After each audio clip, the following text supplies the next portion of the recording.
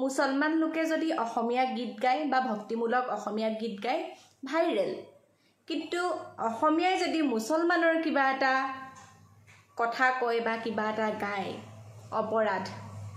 এয়া সমাজ। এইটো তুমি কি ক'লা? কিয় শিখা বাইদেৱে যেতিয়া আজান দি আছিলে তেতিয়া ভাইৰেল হোৱা নাছিলে? 12 মিলিয়ন গৈছিলে তেখেতৰ আজানৰ ভাইৰেল। তো তুমি এইটো কি ক'লা যে মুছলমানে কিবা এটা কৰিলে ভাইৰেল নহয়? তোমালোকে খালি মুছলমানে গালি পাৰি থাকিবা তেতিয়া ভাইৰেল হ'বা নেকি? যেনেকৈ মুছলমানে তোমালোকৰ ভক্তিমূলক গান গাই পেলাই ভাইৰেল হ'ব পাৰে, তোমালোকে আজান দিয়া।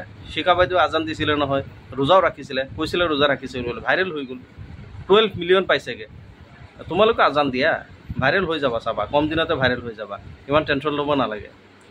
বহুত কাম কৰিছা নহয়, ফেচবুকত ভাইৰেল নোহোৱা নহয়, আজান দি দিয়া, খুব ধুনীয়াকৈ আজান দি দিয়া, একেবাৰে খুব ধুনীয়া কণ্ঠৰে, চাবা এদিনতে ভাইৰেল হৈ যাবা, একেবাৰে টকাও সোমাই যাব ফেচবুকত, একাউণ্টত টকাও সোমাই যাব, বুজিছানে নাই?